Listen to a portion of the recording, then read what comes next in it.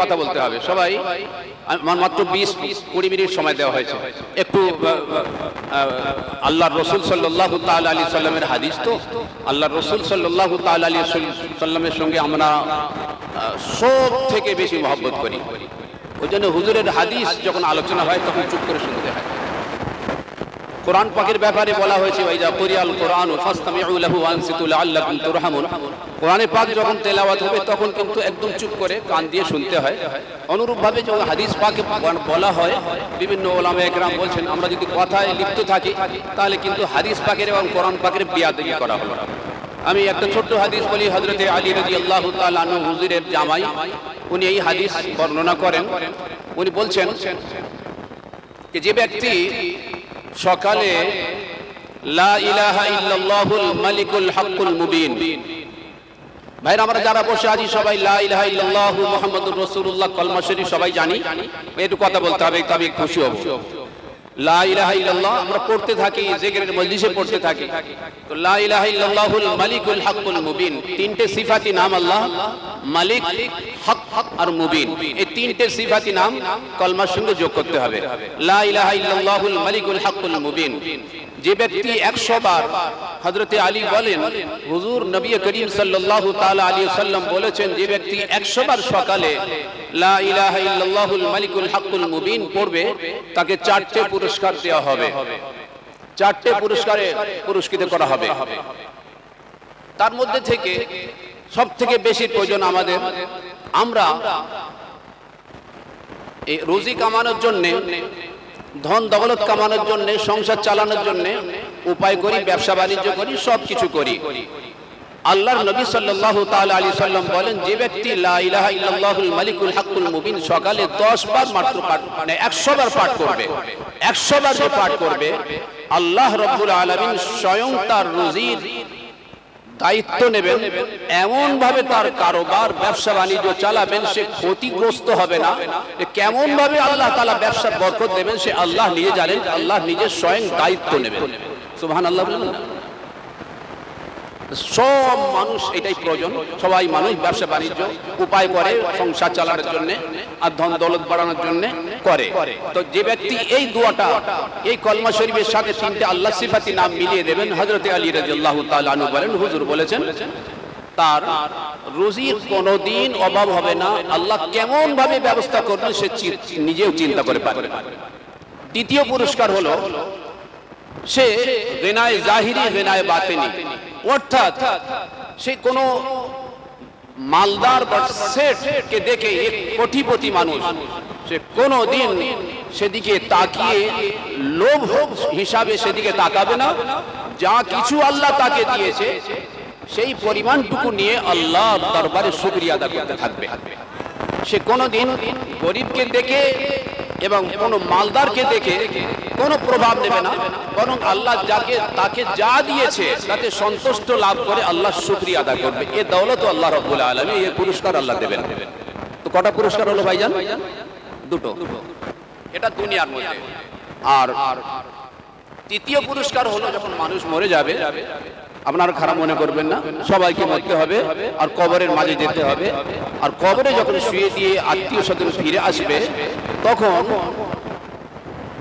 আল্লাহ রাব্বুল আলামিন এই দোয়া পড়ার বরকতে ফেরেশতারা যখন আসবেন সওয়াল করবেন মান রাব্বুকা মা দীনুকা মা তাকুলু লি আইহাদার রাজুল, মান রাব্বুকা তোমার আল্লাহকে, তোমার পরওয়ারদিগার কে? তখন এই দোয়ার বরকতে তার জবানে জবাব এসে যাবে আমার পরওয়ারদিগার আল্লাহ রাব্বুল আলামিন, যার উপাসনা করে সারা জীবন কাটিয়ে এসেছি। এই দোয়ার বরকতে উত্তর দেওয়া অতি সহজ হবে। দ্বিতীয় উত্তর সওয়াল প্রশ্ন করবে মা দীনুকা, তোমার ধর্ম কি? তখন সঙ্গে সঙ্গে তার মুখে উত্তর আসবে আমার ধর্ম ইসলাম ধর্ম। এই দোয়ার বরকতে আল্লাহর রাসূল সাল্লাল্লাহু তাআলা আলাইহি সাল্লাম বলেছেন যার কথার মধ্যে বিন্দু পরিমাণ সন্দেহের কোনো অবকাশ নেই। উনি বলেন যে যখন মুনকার নেকির সওয়াল করবে সঙ্গে সঙ্গে তার জবানে উত্তর এসে যাবে আমার ধর্ম ইসলাম।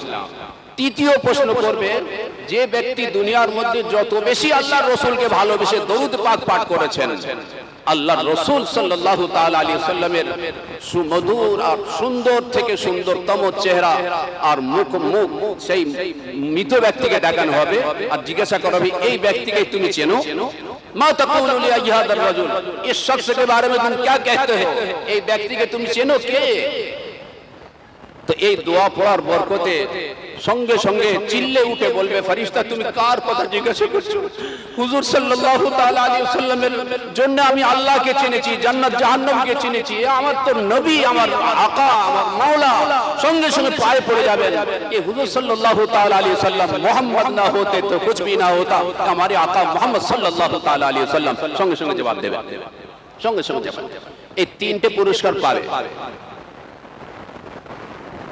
আখিরাতে কবরের মধ্যে যখন যাবে তখন মুনকিরে গিয়ে সওয়াল করবে সওয়ালটা অতি সহজে সে উত্তর দিতে পারবে একটা পুরস্কার হলো দ্বিতীয় পুরস্কার হলো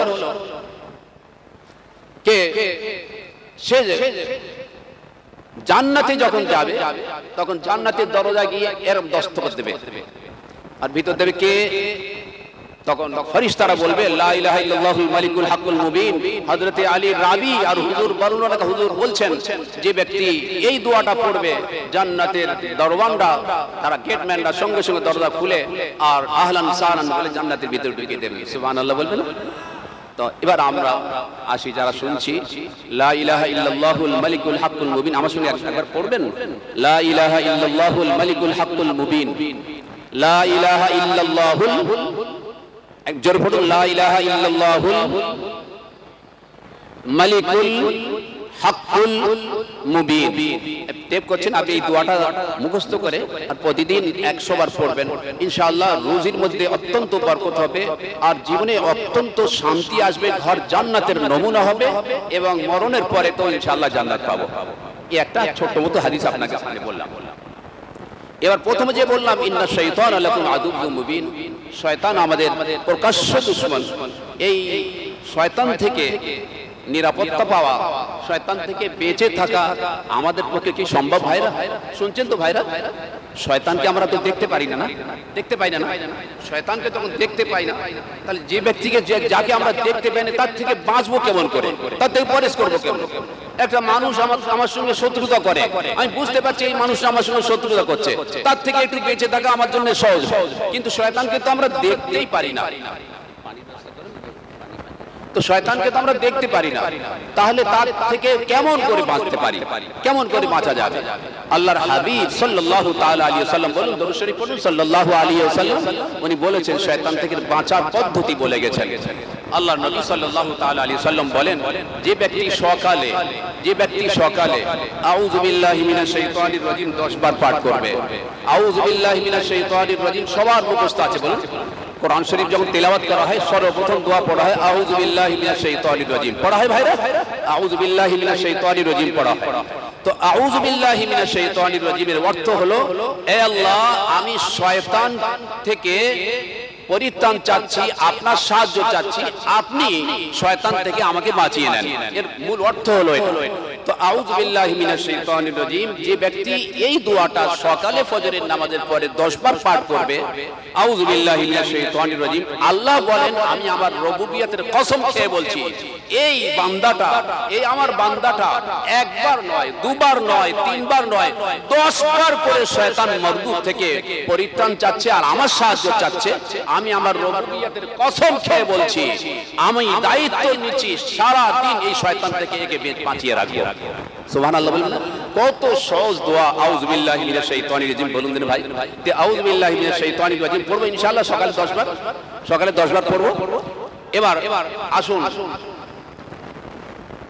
কুল হুয়াল্লাহু আহাদ এই সূরাটা যারা বসে আছি আমি আশা করি সবার মুখস্থ আছে সবাই নামাজ সূরা ফাতিহার পরে সূরত মিলিয়ে তবে নামাজ পড়া হয় তো কুল হুয়াল্লাহ শরীফ তো সব থেকে ছোট সূরত না সব থেকে ছোট সবার মুখস্থ আছে কিন্তু এর ফজিলত ব্যাপারে সবাই জানি না তবে একটু বলি ভাইরা কুল হুয়াল্লাহু আহাদ আল্লাহুস সামাদ লাম ইয়ালিদ ওয়া লাম ইউলাদ ওয়া লাম ইয়াকুল লাহু কুফুয়ান আহাদ।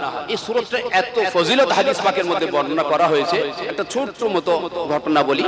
হুজুর নবী করিম সাল্লাল্লাহু তাআলা আলাইহি ওয়াসাল্লাম মদিনা থেকে কিছু সাহাবীদেরকে নিয়ে জিহাদে গিয়েছেন, একটা জায়গা জিহাদ করতে গিয়েছেন।